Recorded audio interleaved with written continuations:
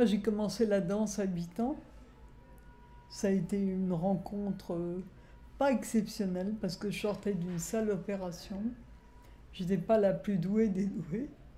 C'était un contact avec l'Opéra de Paris.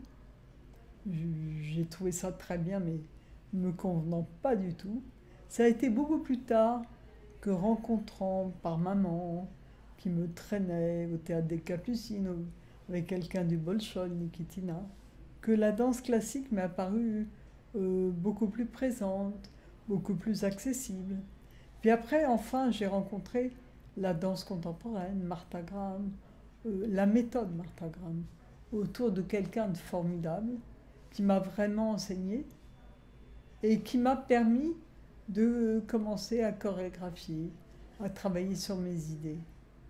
Et ça a été une expérience personnelle extraordinaire, beaucoup plus passionnante que ne l'était le travail que je faisais en tant que danseuse, où je ne me réalisais pas du tout.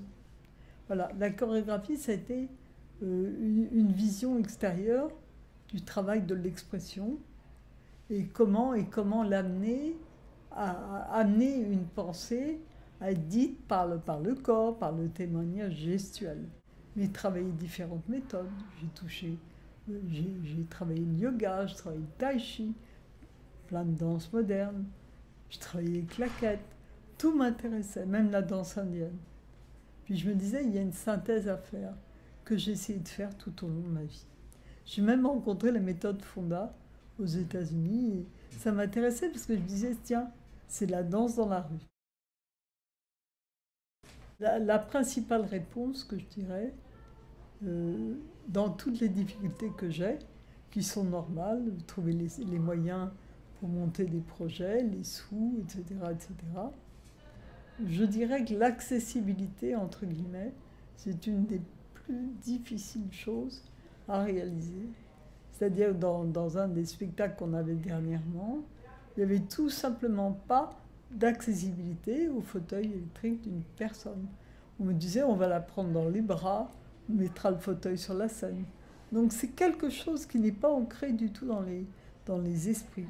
Et bien qu'ils voient le handicap, ils voient une gestuelle de quelqu'un, c'est joli, c'est formidable, elle correspond tout à fait, elle peut travailler en duo avec des danseurs, avec des comédiens, mais on ne se rend pas compte des difficultés qu'il y a derrière.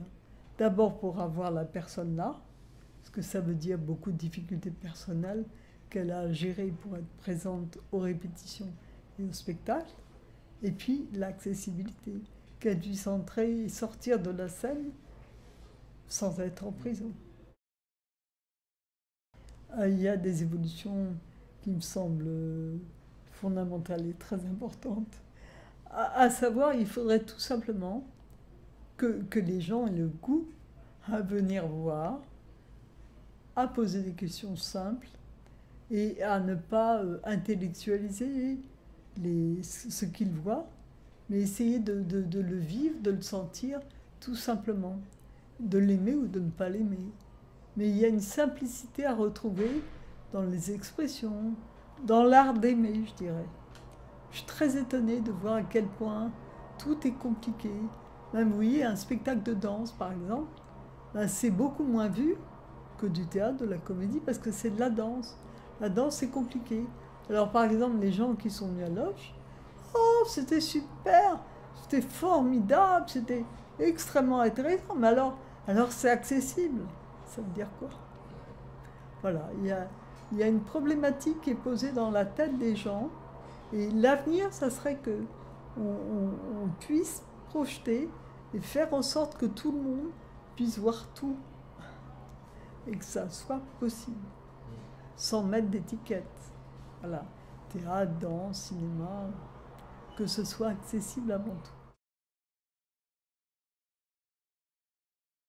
Mon combat, ça serait d'arriver à faire en sorte que tout ce que j'ai fait dans ma vie soit à disposition de tout le monde.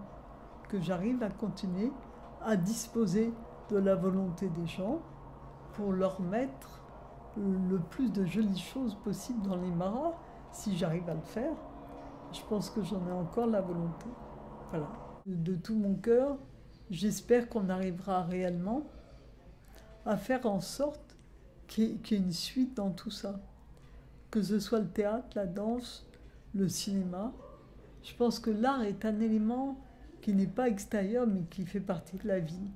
Et il faut qu'on arrête de faire une barrière. Je crois que les gens le comprennent de plus en plus. Mais il faut que ça soit inscrit dans le parcours de chaque individu pour que lui-même, il essaye de mettre de la vie dans son art et peut-être de l'art dans sa vie.